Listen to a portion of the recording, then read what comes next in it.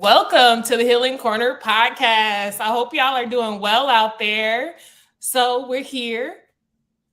Don't forget, you guys, we are here the second and the fourth Saturday at 12:30. So definitely just put that in your calendars because you want to come over here and have honest conversations. We've been having honest conversations since 2022. Okay.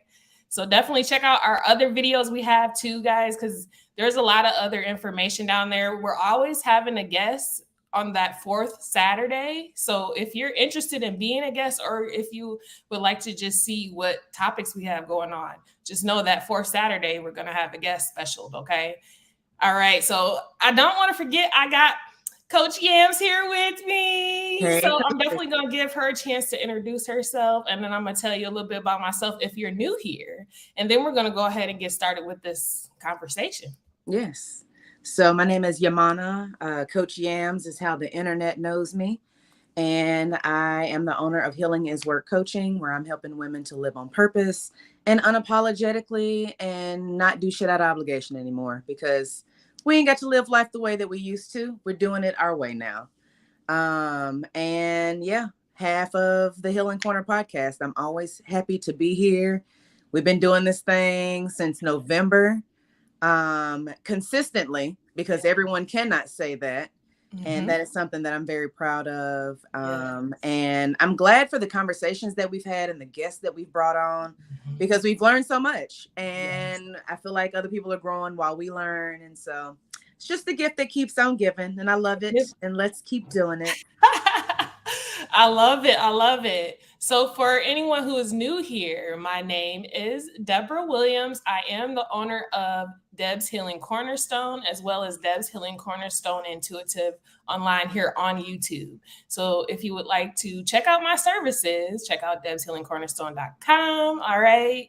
So let's go ahead and get started, y'all. We're going to be talking about life after death, navigating difficult conversations. So when you think about that, that's a lot of impact into that little small thing. So y'all definitely want to stay tuned to, the fourth Saturday, because we're going to get more in detailed about what that pertains to. But right now, we're just gonna hit the surface a little bit and kind of talk about our own personal experiences and maybe things that we have seen in other people's lives as well. So Coach Yamz, I'm gonna let you go ahead and take over and kind of just explain the things that you have seen and observed and experiences for us. Yeah. So what I know is that I cannot speak for all communities, but I know, especially in the Black community, talking about death is taboo. It is something that is off limits. It makes people uncomfortable. And it's something that is so important, and so much money is left on the table. And not that everything is about money, but there's so much money left on the table, or additional debts and responsibilities placed on the people that are left behind, because we refuse to have these conversations before people begin dying. And so it felt really important and really timely to just dive into this conversation, because we have to know what the lineup of how we're like, what we want when we die, how that's going to be handled financially, who's going to do whatever other things that come after that. If there are children, who's going to step in and make sure that they are taken care of, just all the responsibilities, like even the day-to-day things like the bills being paid. That ends when you end, but the electricity company doesn't know that you've died. Like there's so many aspects of this thing called life that we do, and we're not taking it seriously, that while it's important to enjoy life, we also have to have the space to talk about what death is going to look like, so that it's easier for the people that's after us. And so it takes a weight off of us, because then we don't have to worry about feeling like we've left a burden to the people behind us that we love. Mm-hmm. Exactly. And, kind of to like tag along with what you're saying, when you think about, like, people don't want to think about it, but it's it's inevitable, you know, it's basically, and then on top of it, the life that we live now and on this planet, it goes so fast, it doesn't even matter your age. So it's like, we shouldn't even consider like, oh, well, you know, just the older generation needs to worry about this. We need to be considering everybody, you know, at this point, because of what's going on this planet. So it's like a reality thing. I think people just needed to really wake up and realize like what's really going on, and that it doesn't matter your age, you know. And that's why we see every day as a present, the present day, you know. So yes, yes, most definitely. Yeah. And, I'm just thinking specifically, I have someone that I've known from back home for many years, and she was married over a decade ago, like probably 2 decades ago at this point, honestly, because what is time? But she recently lost her husband, and she's been posted on Facebook for the last several days. And my heart just goes out to her because she's talking about how he has like done everything and made sure she's cared for, and she does not know what going forward without him in her life looks like. And then I have two other friends who lost a family member that's over 100 years old. And while they feel blessed to have had her in their lives for so long, there is this permanence that we tend to assign people as if they're going to always be here. Well, And when we think about grief, we tend to only think about once someone has died or once something has ended. And grieving can happen even when people are present. And it's important that we not delude ourselves in not exploring at least a little bit what life without other people that we love around us looks like, because that is going to be a reality. One of these days we're going to wake up and not be here, and you do not get a warning. yes. And that's just the reality of it. And the thing is that, for me, until about 2021, I have felt fearful of death. I have felt fearful of it because I felt uncertain. I have felt fearful of it because it's just like this great unknown, like what happens after that. And the thing is that we could worry about, what it is, but nobody's going to be able to report back to help you prepare. So we have to be okay with, even having conversations about maybe belief systems, because I think that that's what helps people ease into being okay with the things that are uncomfortable and unfamiliar. So for me, I know one of the things that I did to get comfortable with the idea of death and like what that looks like, and people that have passed on, because, a lot of people say that even though someone's not here physically with you, their spirit lives on. And so I really wanted to explore that. And I cannot remember for the life of me right now the name of these books. I want to say her name is Laura Lynn something, but she has a couple of books out, and she talks about life after death and how to see signs from loved ones and to connect with people that are beyond this physical realm. And hearing the stories that people have shared, and it's not like a weird, like creepy demons are coming to you in possession kind of way, but in a very beautiful, wholesome love and light. And we are all still connected, regardless if we have a meat suit or not, kind of thing. And so educating myself on the options of after death was one of the things that really helped me to stop feeling so uncomfortable and so scared of not waking up one day, because it's going to happen and you ain't shit you can do about it.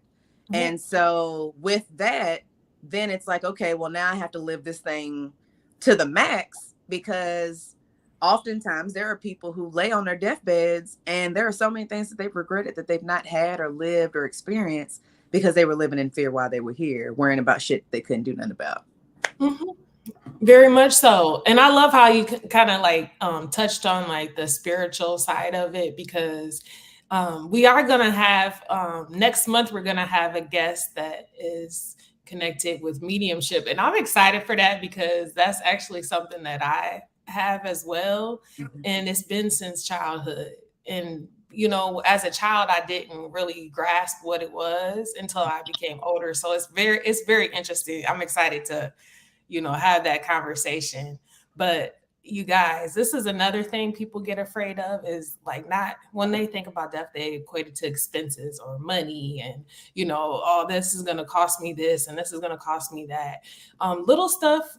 I just want to put this out there to some people that may not even think this because I myself have a daughter. So I'm looking at it as once I leave here, she's going to need, you know, to have something or have a way of doing her life basically. And that's the whole reason why, you know, you really expand and have a child. Well, to me, that's how I see it is you're, you know, wanting to have them extend on or be a better version of you, like an upgrade of yourself, basically. So little stuff like if you are an owner, you have your own business, make sure that your child is listed on your paperwork, simple stuff like that. And that doesn't cost any money, you know. So little stuff like that can be something that can prepare you for these difficult conversations that you're going to have, you know. That's something that you can take care of.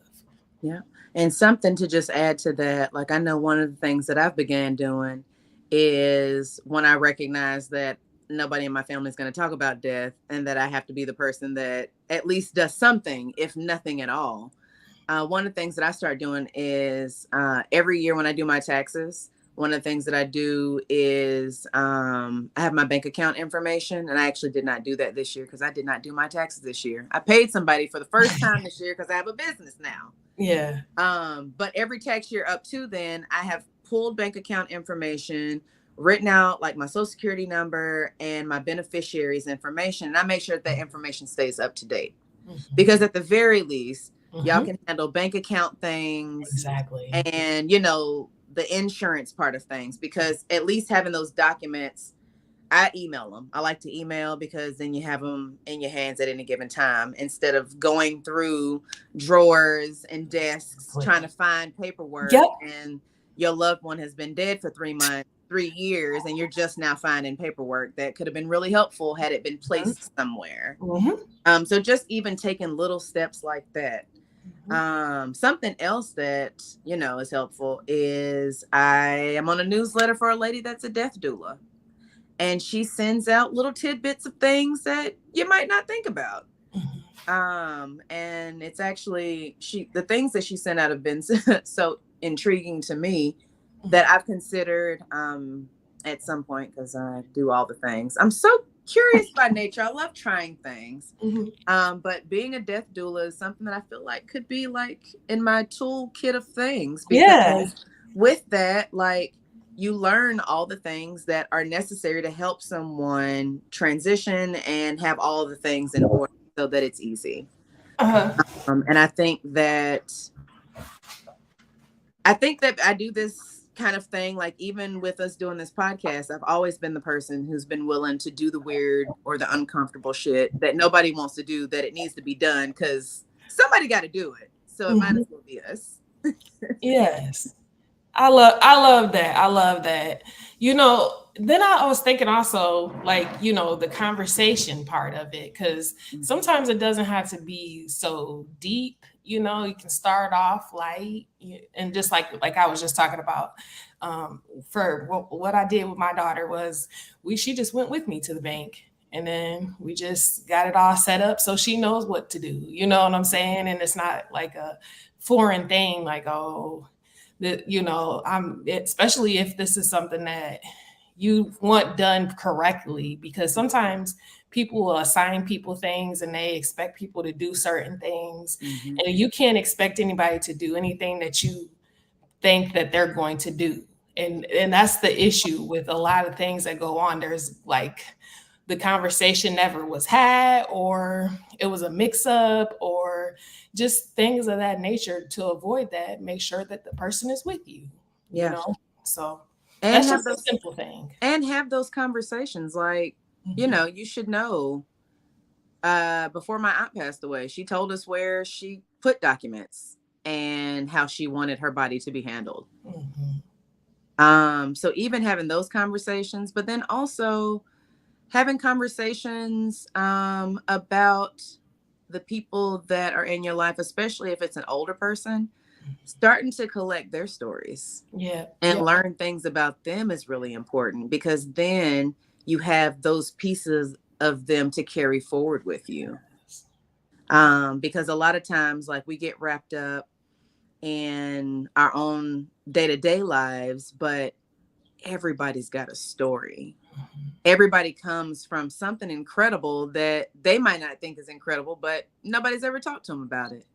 And so I think there's a lot of beauty in with the preparation of knowing that someone's going to leave, spending time with people, having conversations, learning their stories, so that you get to know them more comprehensively as a person as a whole, instead of maybe just the role that they've served in your life. Yes. I love how you touched on that, because like when my father was passing away, I had a chance to be able to be his caregiver. I actually took work off. Like I was just doing the at home, whatever I did at home, that was what my income was. Mm-hmm. And I took care of them. And it was like, I remember the stories that he would tell me even when I was younger. Like I still remember those things because I listen. Like when people talk to me, I actually listen to what they're saying. So like as he was getting older, his memory wasn't as sharp, so he couldn't remember to tell me stories and stuff. So that's another reason why we need to have these conversations early on before people could get dementia. I deal with dementia all the time. My clients that I have dementia, and it's like I see all these different things, and then people, when their loved one passes away, they feel sad because it's like they feel like they didn't get a chance to get some type of information or to like say what they wanted to say for this person to comprehend how they felt and stuff like that. It's just something to see it at that perspective, like I've been doing this for a very long time, what I do for a living, and it's like I've just seen different angles, of different types of ways, and it's different levels, like from the poor to the people who well off to just, it doesn't matter. It's still the same thing that occurs. Yeah. So these are things that we need to think about, and people don't think about it, especially if you don't do what I do. Yeah. It's not a thought for you, until that time comes, and then it's like, dang, I need somebody to help me, and then Yeah. you calling me or somebody else, to come in and perform that task. And sometimes, things don't turn out the way that you wanted it to because you didn't want to have the conversation maybe 5 years ago, 2 years ago, even, Mm-hmm. So that's just something that we had to look at, y'all. Yeah. Something else that I am thinking about is, I think the importance of, regardless of your belief system, whether you believe in God or Buddha or Allah or universe or absolutely not a thing, at the end of the day, we all die, and the beliefs and all of those things. I would like to encourage people to not allow differences in those ways to keep you separated from somebody that may be in your life that is going to eventually pass. I think a lot of times people, and I grew up Christian, so a lot of times people get into this space of, oh, well, if you're not this type of religion, then you're damned to hell, or you're not going to be part of, I don't know, Seventh-day Adventists believe that like a handful of people are going to the afterlife or whatever. Like, these things are things that separate us. And ultimately, when we all die, we don't know what happens. And so why get hung up in the things that are separating us here on earth, instead of appreciating people for who they are inside and how they make you feel? Yes. Because I grew up Christian. I have a lot of family that's still Christian, and I have some family that's Muslim. And so, I've been to family reunions where, prayers were had where it's like, we're gonna kind of shit on this other religion. It's like, yo, how about everybody is blessed and abundant, and we can just all be here enjoying each other's company and presence? How about that? How about that? Coexist? How about we coexist? So I want like to encourage people to understand that the things that you think separate you are not real. We are so much more connected than we really think that we are. And if we're willing to really listen to somebody, and just have conversations about, it can be about religion, but it can just be about life things. Yes. And you'll be surprised at how the conversation can unfold and open up. Because even, for example, this has nothing to do with death. But I met somebody Juneteenth weekend. I don't know why it's nasally up in there. Who works with a branch off of Planned Parenthood, and the goal is to bring this information to Black communities specifically, because we have been not shortchanged, but we have been the most undereducated in so many areas. And y'all know we do this podcast. And so obviously educating the people on things that make us happy and healthy is what I do. And so even just being on that call, this was the first call. There's some things in progress. There's going to be an event coming up. But I say all that to say, like, I just went into it because I wanted to be educated myself and then to help educate other people.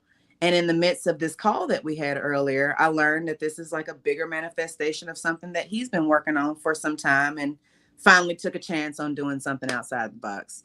So I just say all that to say, like, you never know, if you just open yourself up a little bit, where a thing can take you and the information that can be unfolded so that you can know somebody a little better and connect with them deeper. And, you don't know if maybe you can connect them with a resource. Like, for instance, my mom has been talking about wanting to have some things in place for preparing for death, because I have talked about this for years, but her losing a close friend prompted her to say, okay, I really have to get my shit together. And so one of our guests that's going to be on in 2 weeks, he is working with her for getting, I don't know if it's a will or I don't know what they're working on, but they're getting the legal paperwork of things figured out, because that's something that she wants to work on. But because me and my mother had that conversation, I was like, oh, well, if you want somebody that can help walk you through that, I can't do it, but I know somebody. So even just having real regular conversations can lead to connecting somebody with the resource that they may really need to help improve their lives. Be open to it. Right. Exactly. Because I mean, like, for me, I tried to help as much as I could, because I know, like, my particular mother, she doesn't really do too much, get on the computer and research and stuff. So I found paperwork and I gave it to her. But I mean, it's like, I don't know what she's going to do with it. I don't know how she's going to move with whatever this information is that I'm giving her. But as long as, this is something that I tried to attempt, I tried to, assist you in giving you the correct paperwork, and it's up to you if you want to fill it out, stuff like that. Yeah, sometimes it's not even verbal. If you don't really want to speak on it too much, just hand in the paperwork, and people, they can comprehend it or get somebody else to comprehend it for them if that's what is necessary. But we have to learn how to really just be honest about things and not try to, just because you don't want to face this or you don't want to talk about this, you avoid it, because in the end, somebody else is going to have to deal with it. And so take accountability. Yes. Help me, help you. Help me. There you go.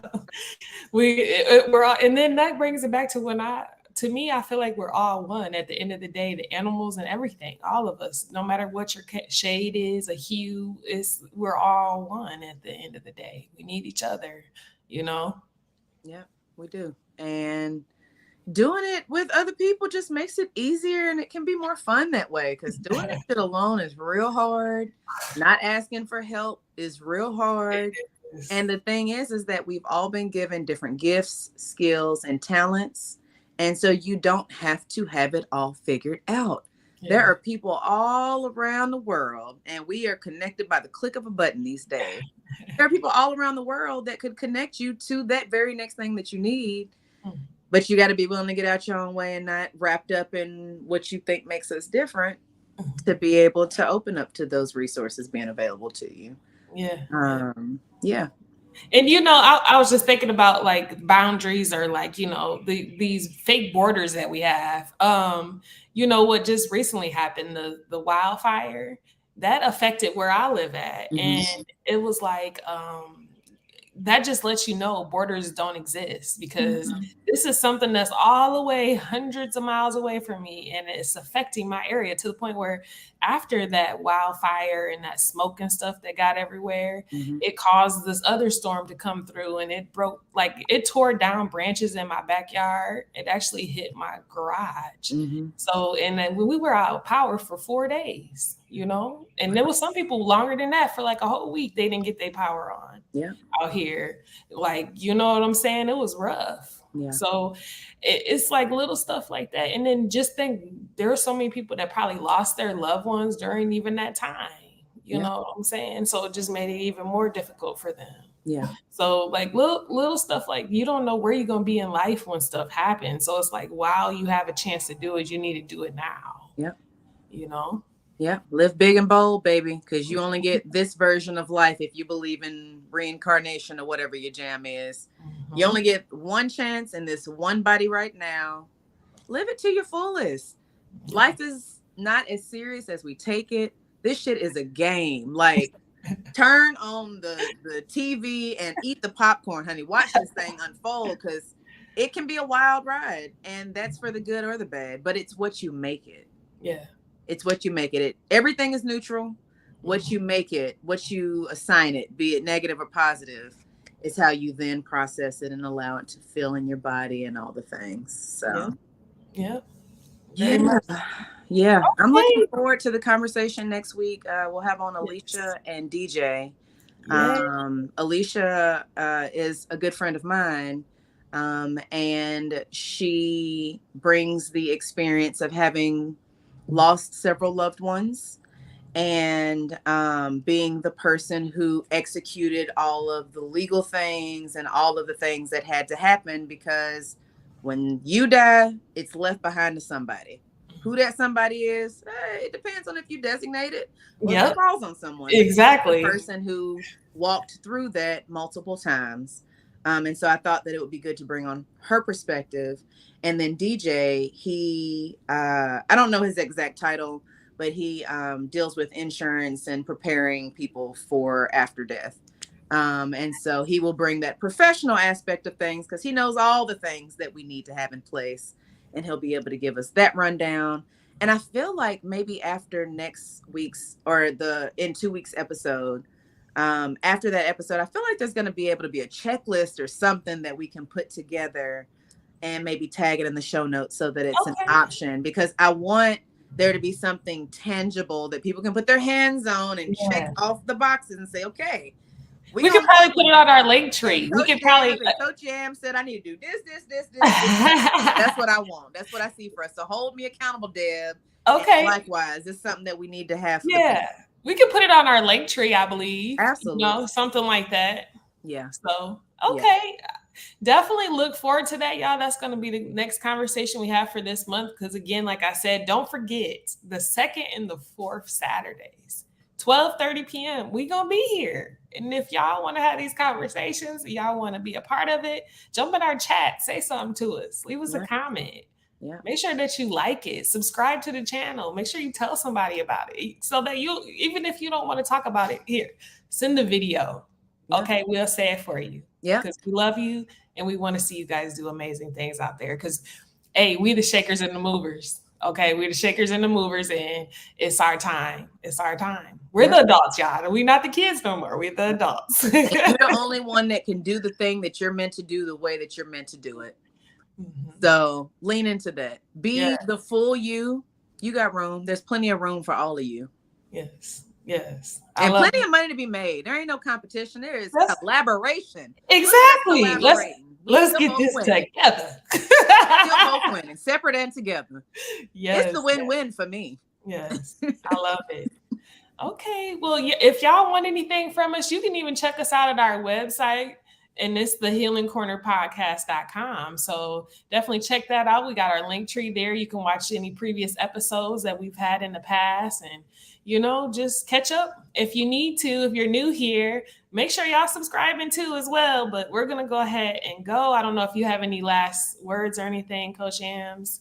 If not, we'll close out. Just let us know what it is that y'all want to hear about, because we can talk about things all day, but we want to talk about what y'all want to talk about, because healing is a big, wide, uncertain kind of experience, and it looks different for every single body. And so we want to make sure that we are bringing forth the various resources available so that you have a full toolbox to pull from. Yes. That's it. That's it. All right. All right. Well, we will see y'all on the 4th Saturday, 12:30 p.m. We're going to be talking about, it's like an extension to what this is, but it's going to be more in detail and it's going to have more information. So if you come, make sure you bring a pen and paper if you want to take notes, because you might be able to find some resources that can help you out in the future. But until next time, we'll talk to y'all later. Bye.